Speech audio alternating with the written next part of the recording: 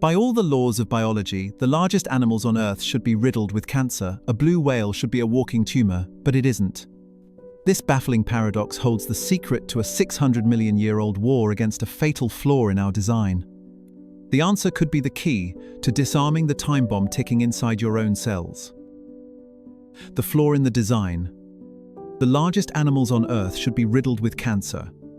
By all laws of biology, a blue whale should be a walking tumor, but it isn't.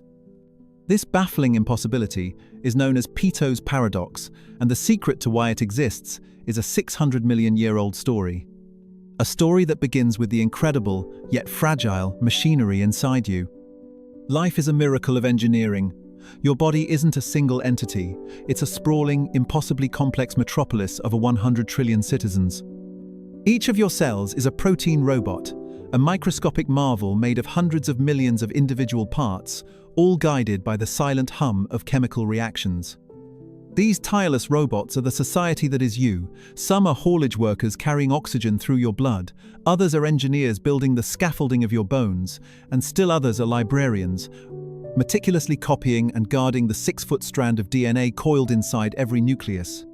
They create and dismantle structures, sustain a metabolism to power your entire system, and make almost perfect copies of themselves to ensure the city not only survives but thrives.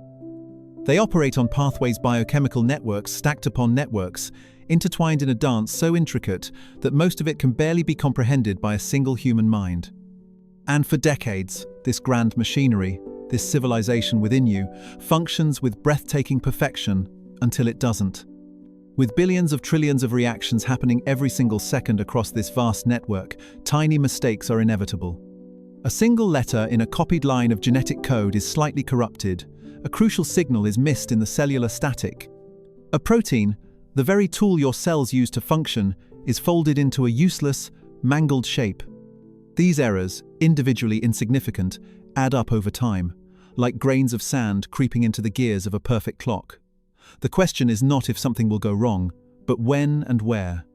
To prevent this inevitable decay from getting out of hand, your cells are equipped with a final, fail-safe protocol, a series of genetic tripwires that act as kill switches. When the internal machinery becomes too corrupted, when the rust becomes too thick, these tripwires are activated, forcing the cell to commit apoptosis, a clean, quiet, pre-programmed, self-scuttling sequence. It's the system policing itself, a necessary sacrifice to eliminate a potential threat before it can spread and jeopardize the entire metropolis. But here's where the design shows its flaw. These kill switches are not infallible. They too can break. If a corrupted cell's kill switch fails, if it ignores the final, solemn order to self-destruct, it can turn into something else. A rebel agent, a ghost in the machine, a cancer cell. Most of these rogue elements are quickly hunted down and eliminated by your immune system, the ever-watchful security force. But this is a numbers game. Given enough time and enough cell divisions, one cell will eventually accrue the perfect storm of mistakes. It will slip past the sentinels unnoticed and begin to do the one thing it still remembers how to do: make more of itself endlessly. This is the time bomb ticking quietly inside every living thing. It's not a foreign invader or a vicious plague, it's us. A part of our own magnificent machinery turning against itself in a slow-motion act of cellular treason. This is the price we pay for the privilege of existence. A fundamental law of biology, seemingly written in stone. But what happens when the universe decides to break its own laws? The tyranny of numbers. It seems obvious, right? The universe has rules, and most of them are based on the cold, hard logic of mathematics. The bigger you are, the more lottery tickets you have in the cancer game. Simple math. In this grand casino of biology, the losing ticket is cancer, and your cells are the tickets. Every time one of your cells divides, it's another ticket purchased, another roll of the dice, another opportunity for a catastrophic error. The logic seems ironclad. More cells plus more time equals more chances for a cell to go rogue. A bigger body should be a bigger target. It's not a theory, it should be a fundamental law of nature. To see this rule in action, consider the humble mouse. It is small, with a body containing about 3 billion cells. It lives for maybe 2 or 3 years, a fleeting existence. The mouse establishes the rule perfectly. It buys its lottery tickets, and it loses at precisely the expected rate. It is the control group in nature's grand experiment. But then, there's the disturbing evidence. Let's consider us. A human lives about 50 times longer than a mouse and has over 3,000 times more cells. The risk shouldn't just be higher, it should be a statistical certainty.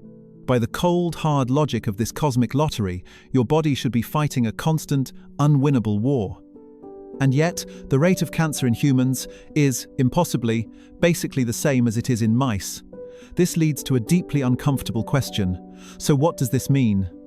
Is the universe cheating at its own game, or is there a fundamental rule about life that we've completely misunderstood? Let that sink in. 50 times longer, 3,000 times the parts, and yet the outcome is identical. It's like buying 3,000 lottery tickets for every single drawing for 50 years and having the exact same chance of winning as someone who buys one ticket just once. The math doesn't just bend, it shatters into a million pieces. When scientists first encountered this data, they thought it had to be a mistake, a flaw in the calculation. But the numbers held. This statistical impossibility is bizarre enough to break your brain. But to see just how profoundly the rules are broken, we have to look beyond mice and men. We have to look at a creature so vast, it makes a human look like a single grain of sand. The immortal giant. To see just how badly the math is broken, we have to look to the largest animal that has ever lived. A creature with 3,000 times more cells than a human, a living, breathing city of biology that dwarfs everything around it.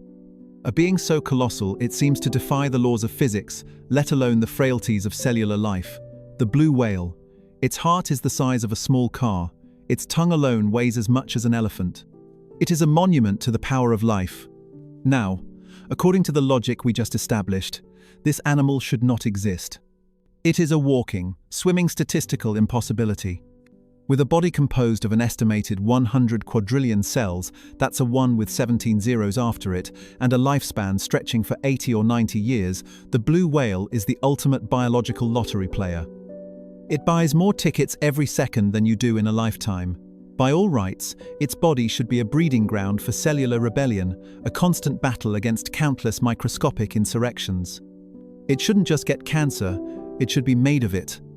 And yet, the data is undeniable. It isn't. The universe's dark sense of humor is on full display. The blue whale, this leviathan of the deep, is virtually immune to the flaw in the design. It cruises through the oceans for decades, a masterpiece of flesh and bone, utterly untroubled by the tyranny of numbers that should have brought it down. And it's not alone. Elephants, giraffes, rhinos, the bigger they are, it seems, the safer they are. This is Peto's paradox, named for the British epidemiologist Richard Peto, who first articulated this baffling realization. The math is wrong. The rules we thought were universal are being flagrantly ignored. So what is their secret? This isn't just a quirk of nature, it's a clue, a sign that somewhere, buried deep in the genetic code of these immortal giants, is a solution to a problem that has plagued life since its inception. They have found a way to stare into the face of biological certainty and walk away unscathed. They have disarmed the time bomb. The question is, how? The answer doesn't lie in a modern laboratory. To find it, we have to travel back in time, to a point where life itself made a dangerous gamble that changed the rules of the game forever. A 600-million-year war. To unravel Peto's paradox, we must rewind the tape of life itself. Go back 600 million years to a primordial world where single-celled organisms made a dangerous gamble. They decided to band together, to cooperate, to form something bigger, more complex, and infinitely more fragile. This was a revolutionary act that came with an immediate, terrifying cost. More cells meant more chances for rebellion. Every single increase in size meant an exponential increase in the threat of cancer. This kicked off a silent, internal arms race. Life was faced with a choice: get bigger and get smarter, or get wiped out. The ones that didn't adapt, they vanished, erased from the fossil record. The lineage that continued, the one that led to you, had to invest in increasingly sophisticated defenses.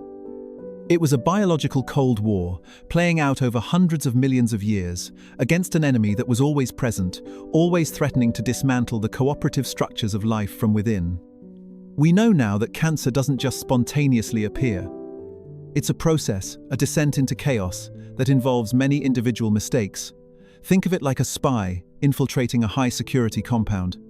It's not one single breach, it's a series of small incremental failures. First, a cell develops a mutation that allows it to ignore the kill switch, like a spy disabling an alarm. Then, another mutation lets it hide from your immune system, like donning a disguise to fool the guards. Yet another lets it send out counterfeit calls for resources, forging documents to steal supplies, and with one more, it begins to multiply quickly, creating an army of rebels. Each of these steps, driven by mutations in genes called proto-oncogenes, brings the cell closer to becoming a full-blown tumor. So, as animals grew larger, as their bodies became more complex, they couldn't just get bigger. Their internal defenses had to evolve faster and become more robust than the ever-present threat of cellular anarchy. This endless war, stretching back to the dawn of complex life, forged a powerful answer in the DNA of the survivors. A counterforce to the proto-oncogenes, a biological antagonist designed specifically to maintain order. These are the unsung heroes of your cellular stability, and their story reveals the first major piece of Peto's paradox. The guardian genes inside every one of your cells, there are traitors waiting for the chance to rebel. These are the proto-oncogenes, sleeper agents that a single mutation can turn into catalysts for chaos. But the 600-million-year war taught life to be prepared. For every traitor, there must be a guardian. A force for order, written into the genetic code, whose only job is to hunt down these rebels and eliminate them. These are the tumor suppressor genes. They are the sentinels of your genome, the interrogators, the repair crew, and if necessary, the executioners. They patrol the chemical pathways, inspecting the machinery for any sign of corruption. They can halt a cell's division to repair damaged DNA, and if the corruption is too great, they give the final, chilling order: self-destruct. And here is where the first clue to Peto's paradox comes into sharp focus. When scientists looked at the genetic blueprint of the elephant, they found a fortress. One of the most important guardian genes is a protein called TP53, often called the guardian of the genome. It's a master controller in the war against cellular corruption. You have 2 copies of the gene that creates it, one inherited from each parent. Elephants have 40. That's not a typo. 20 times the guardians, 20 times the surveillance. It's a historical echo of that ancient arms race. As the elephant's ancestors grew larger, their DNA reinforced its most critical defense system over and over again. Your cellular security has 2 guards, theirs has 40. An elephant cell requires far more mutations to develop into a tumor than your cells do. It's not that they are magically immune, they are just profoundly more resilient.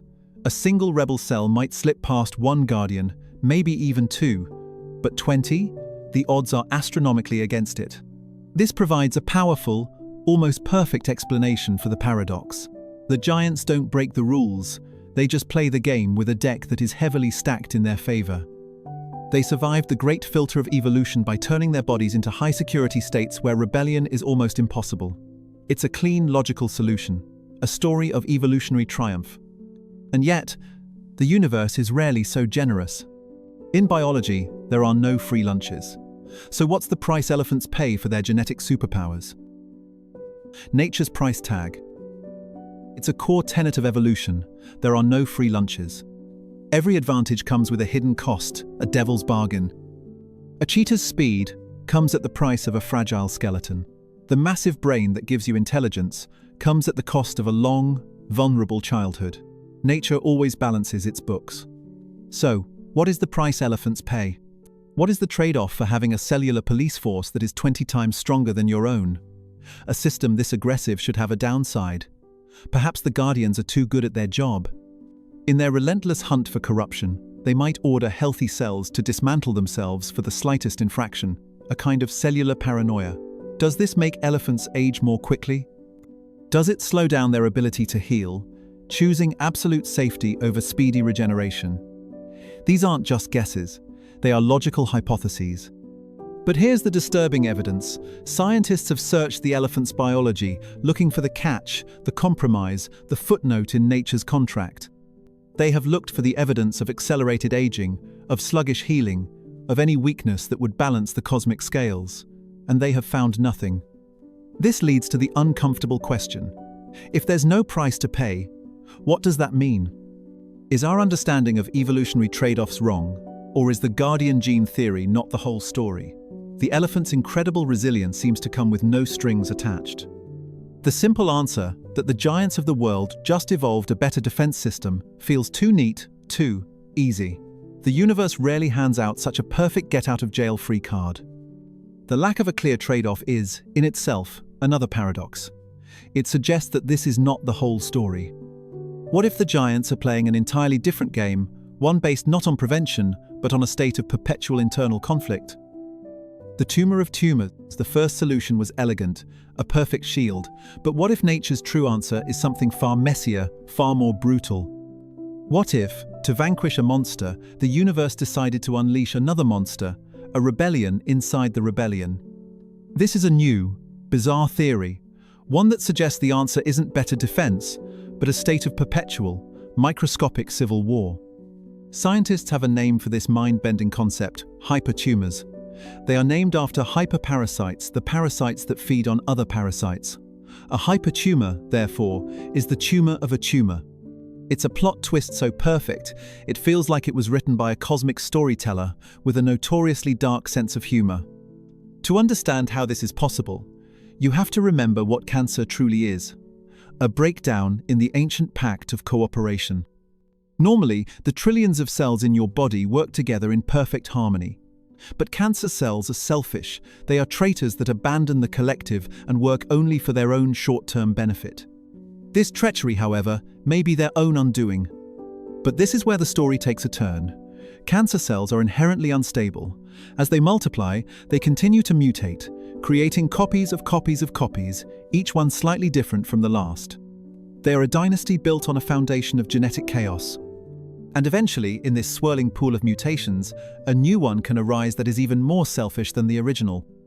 At some point, one of these mutated cells might suddenly think of itself as an individual again and stop cooperating with the very tumor that spawned it. The original tumor, its own parent, suddenly becomes the enemy, a rival competing for the same scarce resources. So the newly mutated cells create a hypertumor, a second rebellion. Instead of helping, they attack their former comrades. This process can repeat over and over. It's a perfect closed-loop system of self-destruction. The very engine of chaos that allows cancer to form is the same engine that tears it apart from the inside. To truly grasp how this treachery works, we have to look closer at the enemy's playbook. Treachery in the ranks. A successful tumor is a master criminal. It isn't just a mindless blob of rogue cells, it's an organized, criminal enterprise. Making a tumor is hard work, requiring billions of cancer cells multiplying at a frantic pace, which in turn requires a colossal amount of resources. To fuel this explosive growth, the tumor tricks your body into becoming an unwilling accomplice. It sends out false chemical signals, counterfeit construction orders, fooling your system into building new blood vessels that lead directly to it. This process, called angiogenesis, creates a private highway for stolen goods, siphoning blood, oxygen, and nutrients away from your healthy tissues. And right here, in its greatest triumph, in the creation of its own life support system, lies its fatal flaw. The very nature of cancer becomes its own undoing. The cells that form this empire are inherently unstable. Their genetic code is in a constant state of flux. The tumor is a kingdom built on the principle of betrayal, and loyalty is not in its nature. In this chaotic environment, some cells inevitably mutate faster than their comrades. They become more aggressive, more selfish. At some point, one of these supercharged cells no longer sees itself as part of the collective. It sees the main tumor as a rival. This is the moment of treachery. The new hypermutated cell begins its own rebellion, a hypertumor, right on the surface of the old one. It wages a covert war, launching a counterintelligence campaign to sabotage the original supply lines. It performs a heist, cutting off the blood supply to its former comrades and diverting all the stolen resources to its own fledgling faction. The original cancer cells are now left to starve, their supply lines severed by a traitor from within their own ranks. Cancer is extinguishing cancer. This endless cycle of mutiny and betrayal may prevent any single tumor from becoming a significant threat. This internal warfare provides a chilling new solution to Peto's paradox. But it also raises a terrifying question. If this is happening, why don't we see the evidence? The answer might lie in a simple, profound matter of perspective. The ghost cancers. A 2-gram tumor is a catastrophe for a mouse, representing 10% of its entire body weight. In your body, that same tumor is a serious medical concern. But in a blue whale, a 2-gram tumor is less than a rounding error. It's 0.000002% of its body mass. A single faulty brick in a skyscraper. A biological footnote. This simple, staggering fact of scale may hide the most chilling secret of all. All 3 tumors require the same number of cell divisions to form. They contain the same number of cells. But their impact is worlds apart. For a mouse, a rebellion of that size is an existential threat. A blue whale, however, has an ocean of biological real estate.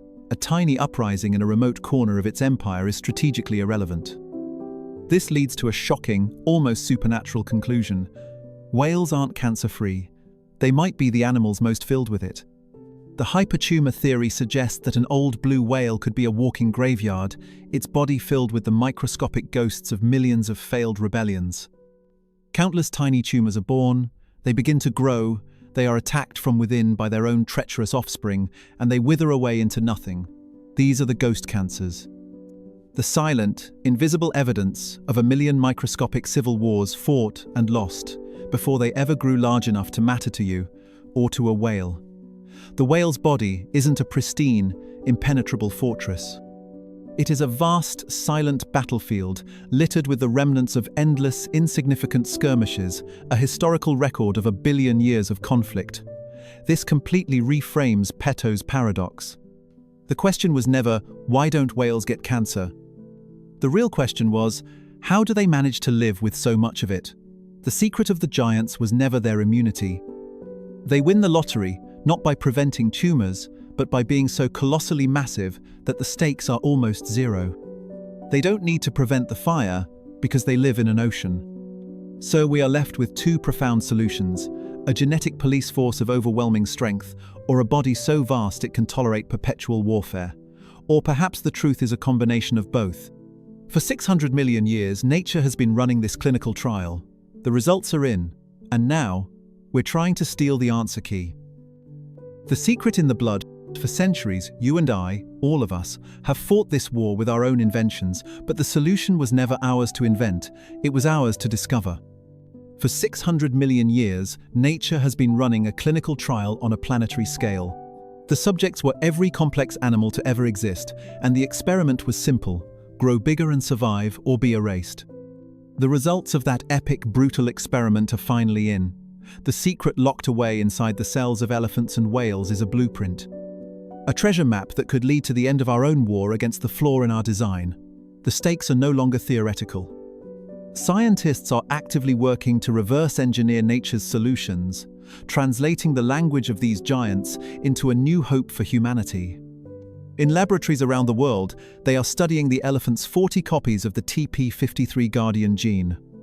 They are inserting these genes into human cells in petri dishes to see if they can bestow the same resilience, like mechanics taking apart a superior engine to understand how it's built so they can upgrade our own.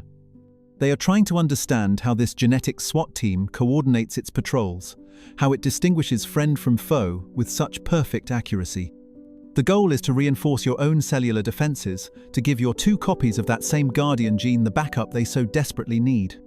At the same time, other researchers are looking at the whale, pursuing the second, stranger solution. They are exploring the brutal logic of hypertumors, imagining therapies that don't try to poison a tumor, but instead accelerate its own self-destructive mutations, encouraging a civil war. It's a form of biological jujitsu, using the enemy's own chaotic strength against it. 2 giants, 2 impossibly elegant solutions. One is a fortress, a masterpiece of prevention. The other is a battlefield, a masterpiece of control. The story began with a flaw, a time bomb ticking quietly inside every one of us. For centuries, we've tried to defuse it with our own hands.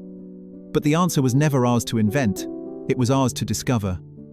It's written in the blood of giants, a 600-million-year-old solution to our oldest enemy. The time bomb is still ticking. But now, for the first time, we can finally hear the sound of nature showing us how to stop it. This was just one of countless mysteries written into the code of life. Liking the video tells us you want to explore more of these hidden stories. To be sure you're here for the next paradox we unravel, subscribe and join our exploration into the unknown.